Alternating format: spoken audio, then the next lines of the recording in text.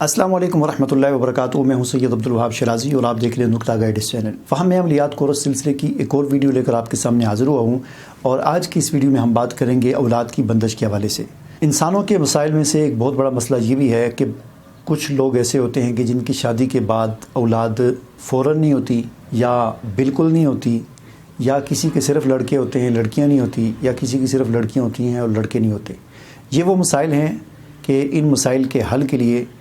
لوگ سب سے پہلے ڈاکٹر کی طرف رجوع کرتے ہیں، اپنے ٹیسٹ وغیرہ کرواتے ہیں، وہاں سے ناکامی ہوتی ہے تو پھر حکیموں کی طرف رجوع کرتے ہیں، اور وہاں سے جب ناکامی ہوتی ہے تو تیسرا سٹیپ لوگوں کا یہ ہوتا ہے کہ لوگ عاملوں کی طرف اور جیلی پیروں کی طرف اور جادوگروں کی طرف رجوع کرتے ہیں۔ یہ وہ مرحلہ ہوتا ہے کہ جب ایک آدمی ڈاکٹروں سے علاج کروا کر ناکام ہوا، پھر حکیموں کے پاس آیا، وہاں سے علاج کروا کر ناکام ہوا، پھر جب عاملوں کے پاس آتا ہے تو یہ وہ مرحلہ ہوتا ہے کہ عامل اس آدمی کا عقیدہ، نظریہ اور سوچ بدل کر اس کو موحد سے مشرک بنا دیتے ہیں، یا اس کو ایک غلط ٹریک پر گمراہی کی طرف دھکیل دیتے ہیں۔ عاملوں کے پاس جب کوئی شخص جاتا ہے اور اس سے کہتا ہے کہ میری اولاد نہیں ہے، یا میرے صرف لڑکیاں ہیں لڑکا نہیں ہے وغیرہ وغیرہ، تو عامل من گڑت قسم کا بے بنیاد اور جس کی کوئی حقیقت نہیں ہوتی حساب کرتے ہیں، اور حساب کرنے کے بعد اسے فوراً بتا دیتے ہیں کہ تم پر اولاد کی بندش ہے، یا تم پر فلاں نے کوئی بندش کر دی ہے جس کی وجہ سے تمہاری اولاد نہیں ہو رہی، لہٰذا اس بندش کی کاٹ کرنی پڑے گی۔ وہ جو سائل ہوتا ہے وہ کہتا ہے کہ ٹھیک ہے، آپ اس بندش کی کاٹ کریں، مجھ پر جو جادو ہے اس کا توڑ کریں، مجھ پر کسی نے جو تعویذات کی ان کو نکالیں۔ تو پھر وہ شخص جو ہے، وہ عامل جو ہوتا ہے، وہ پھر اپنے مطالبات رکھتا ہے، آپ کو یہ لانا پڑے گا، وہ لانا پڑے گا، یہ ریکوائرمنٹ ہے، اس کے لیے اتنے پیسے لگیں گے، اور اس طریقے سے وہ اس سے پیسے بھی ہتھیاتے ہیں، اور خاص طور پر خواتین کی ایسے موقع پر عزتیں بھی لٹ جاتی ہیں، پیسہ بھی برباد ہوتا ہے، بدنامی بھی ہوتی ہے، اور حاصل پھر بھی کچھ نہیں ہوتا۔ اور اگر اتفاقاً ایسا ہو جائے کہ کسی عامل سے کوئی دم کروا کر یا تویز کروانے کے بعد اللہ تعالیٰ اولاد دے دے، دیکھیں اولاد دینے والی ذات اللہ کی ہے، جب تک آدمی سائل جو ہے وہ عامل کے پاس نہیں آیا ہوتا تو اس وقت تک اس کا نظریہ اور سوچ یہ ہوتی ہے کہ اولاد دینے والی ذات بھی اللہ کی ہے، اولاد لینے والی ذات بھی اللہ کی ہے۔ لیکن جس وقت وہ عامل کے پاس آتا ہے اور عامل اس کے ذہن میں یہ انجیکشن بھرتا ہے، یہ نظریہ بھرتا ہے کہ تم پر فلاں نے بندش کی ہے، فلاں نے جادو کر دیا ہے، تو انسان کا وہ تصور جو صحیح تصور تھا کہ اولاد دینے والی ذات بھی اللہ کی، اولاد لینے والی ذات بھی اللہ کی، وہ نظریہ تبدیل ہو جاتا ہے، اور انسان یہ سوچ اس کے ذہن میں آ جاتی ہے کہ نہیں، یہ تو میری جو اولاد نہیں ہو رہی تو یہ فلاں نے بند کی ہوئی ہے۔ یعنی پہلے بھروسہ اللہ کی ذات پہ تھا، یقین اللہ کی ذات پہ تھا، اب اللہ کی ذات سے اس عامل نے، اس جیلی پیر نے ہٹا کر اس کا نظریہ اور سوچ کسی انسان پہ لگا دی ہے کہ اس انسان نے تمہاری اولاد بند کی ہوئی ہے، اس نے بندش کیا ہوا ہے، ٹھیک ہے۔ تو یہ پہلا وہ مرحلہ ہوتا ہے جب انسان کا نظریہ تبدیل ہوتا ہے، اور انسان ایک صحیح سوچ اور نظریے سے پلٹ کر ایک غلط سوچ اور غلط ٹریک پر اور گمراہی کی طرف چل پڑتا ہے۔ اس کے بعد اگر اتفاقاً اس پیر کے پاس، اس عامل کے پاس جانے کے بعد اگر اللہ تعالیٰ اولاد دے دے تو اس انسان کا نظریہ یہ بنتا ہے کہ اس اولاد مجھے اس نے دی ہے، لہٰذا بہت سارے لوگ پھر اس بچے کا نام ہی رکھ دیتے ہیں پیراں دیتا، ٹھیک ہے۔ تو یہ ایک بہت بڑی گمراہی ہوتی ہے، سمجھ آ گئی بات۔ اب ہمیں یہاں پر ہمارے لیے سمجھنے کی بات یہ ہے کہ یہ اولاد کا معاملہ ایسا ہے کہ قرآن پاک میں اللہ تعالیٰ نے واضح طور پر یہ بات ارشاد فرمائی ہے کہ اللہ، زمین و آسمان اللہ نے پیدا کیے ہیں، اور اولاد بھی اللہ کی ذات دیتی ہے، جسے چاہتا ہے اللہ سارے بیٹے دے دیتا ہے، اور جسے چاہتا ہے اللہ ساری بیٹیاں دیتا ہے، اور جسے چاہتا ہے اللہ مکس دیتا ہے، دونوں دیتا ہے، اور جسے چاہتا ہے اللہ کچھ بھی نہیں دیتا۔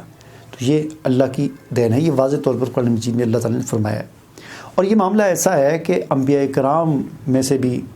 بعض انبیاء کرام ایسے گزرے ہیں کہ جن کو اللہ تعالیٰ نے اولاد نہیں دی، یا جن کو بہت بعد میں دی۔ خود حضور اکرم صلی اللہ علیہ وسلم کی پہلی اولاد شادی کے 5 سال بعد ہوئی تھی، یعنی 5 سال تک شادی کے بعد آپ کی کوئی اولاد نہیں تھی، پہلی جو آپ کی اولاد تھی وہ شادی کے 5 سال بعد ہوئی۔ اسی طرح قرآن پاک میں ہمیں بہت سارے انبیاء کرام کا ذکر ملتا ہے۔ حضرت ابراہیم علیہ السلام کا ہمیں ذکر ملتا ہے کہ ان کو بوڑھے ہو گئے تھے اور ان کی کوئی اولاد نہیں تھی، اور انہوں نے اللہ تعالیٰ سے دعا مانگی، اور اللہ تعالیٰ نے ان کی دعا کو شرف قبولیت بخشتے ہوئے بڑھاپے میں ان کو اولاد عطا کی۔ حضرت زکریا علیہ السلام کا ذکر ہے، انہوں نے اللہ تعالیٰ سے دعا مانگی اور اللہ تعالیٰ نے بڑھاپے میں ان کو اولاد عطا فرمائی۔ قرآن حکیم میں ہمیں ایک اور رہنمائی بھی ملتی ہے۔ حضرت نوح علیہ السلام کا واقعہ ہے سورہ نوح ہے، اس کے اندر اللہ تعالیٰ ارشاد فرماتے ہیں اعوذ باللہ من الشیطان الرجیم بسم اللہ الرحمن الرحیم فقلت استغفروا ربکم انہ کان غفارا یرسل السماء علیکم مدرارا ویمددکم باموال وبنین ویجعل لکم جنات ویجعل لکم انہارا ما لکم لا ترجون للہ وقارا۔ اللہ تعالیٰ فرماتے ہیں قرآن حکیم میں کہ نوح علیہ السلام نے اپنی قوم سے کہا استغفروا ربکم، اپنے رب سے استغفار کرو، مغفرت مانگو، استغفار کرو رب کے سامنے۔ اب یہ استغفار کرو گے تو اس کا کیا فائدہ ہوگا؟ اس کا پہلا فائدہ یہ ہوگا کہ اللہ تعالیٰ تمہاری مغفرت کر دے گا۔ دوسرا فائدہ یہ ہوگا کہ اللہ تعالیٰ تمہاری وَيُمْدِدْكُمْ بِأَمْوَالٍ، اللہ تعالیٰ تمہاری مدد کرے گا مال کے ساتھ۔ یعنی استغفار کرنے کا ایک نتیجہ یہ نکلے گا کہ تمہاری مغفرت ہوگی، گناہ بخشے جائیں گے۔ دوسرا نتیجہ یہ نکلے گا کہ اللہ تمہاری مالی مدد کرے گا۔ تیسرا وَيُمْدِدْكُمْ بِأَمْوَالٍ وَبَنِينَ، اللہ تعالیٰ تمہاری بیٹوں کے ساتھ مدد کرے گا، ٹھیک ہے۔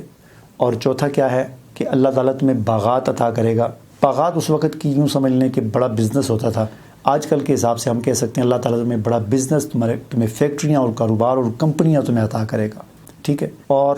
یہ ہے استغفار کے ثمرات۔ اس سے ہمیں یہ پتہ چلا کہ اگر ہم ان مسائل کا شکار ہیں تو ہم کثرت کے ساتھ استغفار کریں، اللہ تعالیٰ سے اپنے گناہوں کی معافی مانگیں، روزانہ 2 رکعت نماز نفل پڑھ کے اللہ تعالیٰ سے دعا کریں، اسی طرح دعا کریں جس طرح حضرت ابراہیم علیہ السلام نے اللہ سے دعا کر کے اولاد مانگی تھی، اللہ تعالیٰ نے 80 سال کی عمر میں بڑھاپے میں ان کو اولاد عطا کی۔ اسی طرح دعا کریں جس طرح حضرت زکریا علیہ السلام نے اللہ تعالیٰ سے دعا کر کے اولاد مانگی تھی، اللہ تعالیٰ نے بڑھاپے میں ان کو اولاد عطا کی۔ اللہ تعالیٰ کے لیے کوئی مشکل نہیں ہے۔ خود میرے علم میں ایسے لوگ ہیں کہ جن کی شادی کے بعد 25 سال اور 30 سال کے بعد ان کی پہلی اولاد ہوئی، اللہ تعالیٰ نے بیٹا عطا کیا، اللہ تعالیٰ نے بیٹیاں عطا کیں، تو یہ اللہ تعالیٰ کے لیے کوئی مشکل نہیں ہے، ٹھیک ہے۔ لہٰذا اسباب کے درجے میں ہم اپنا میڈیکلی اور طبی علاج کروائیں، ڈاکٹری علاج بھی جو کروا سکتے ہیں وہ کروائیں، حکیمی علاج کروا سکتے ہیں وہ کروائیں، اس کے ساتھ ساتھ 2 کام کریں، کثرت کے ساتھ استغفار کریں اور 2 رکعت نماز روزانہ نفل حاجت کے پڑھ کے اللہ تعالیٰ سے مانگیں، اور وہ اس طرح مانگیں کہ جس طرح مانگنے کا حق ہے،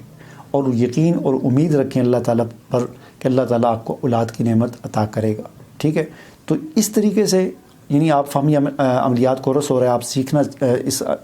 یہ آپ کی میں رہنمائی آپ کو دے رہا ہوں کہ آپ لوگوں کو اس طریقے سے گائیڈ کریں۔ اگر آپ کے پاس کوئی آتا ہے کہ جی مولوی صاحب، حافظ صاحب، میری اولاد نہیں ہے، کوئی تعویذ کر کے دیں، کوئی وظیفہ بتائیں، تو آپ ان کو یہ وظیفہ بتائیں، کثرت کے ساتھ استغفار، لا حول ولا قوت الا باللہ، صلاۃ حاجت پڑھ کر اللہ تعالیٰ سے دعا مانگنا۔ اس کے علاوہ یہ کرو، وہ کرو، بکرا لاؤ، کستوری لاؤ، یہ کرو، وہ یہ سب من گھڑت باتیں، ان کا کوئی حاصل نہیں ہے۔ ہاں صدقہ آپ ویسے کریں، کسی غریب پر کریں۔ صدقہ وہ ہوتا ہے جو کسی مستحق کو، کسی غریب کو دیا جائے۔ صدقہ یہ نہیں ہوتا کہ آپ بکرا لے کر جو ہے وہ کسی عامل کو دیں، یہ صدقہ نہیں ہوتا۔ صدقہ یہ نہیں ہوتا کہ آپ بغیر ہڈی کے گوشت لے جائیں اور قبرستان میں آپ کو کہتے ہیں پھینک دیں، ویرانے میں جا کے پھینک دیں، یہ صدقہ کوئی صدقہ نہیں ہے، ٹھیک ہے نا۔ صدقہ وہی ہے کہ آپ کسی غریب مستحق انسان کو، زندہ انسان کو آپ جا کر دیں۔ قبرستانوں میں پھینکنا، مردوں کے قبروں پر یا ویرانوں میں جا کر پھینکنا جنات کے آگے، اس سے مسائل حل نہیں ہوتے۔ مسائل حل کرنے والی ذات اللہ کی ذات ہے۔ مجھے اجازت دیجیے، اللہ حافظ۔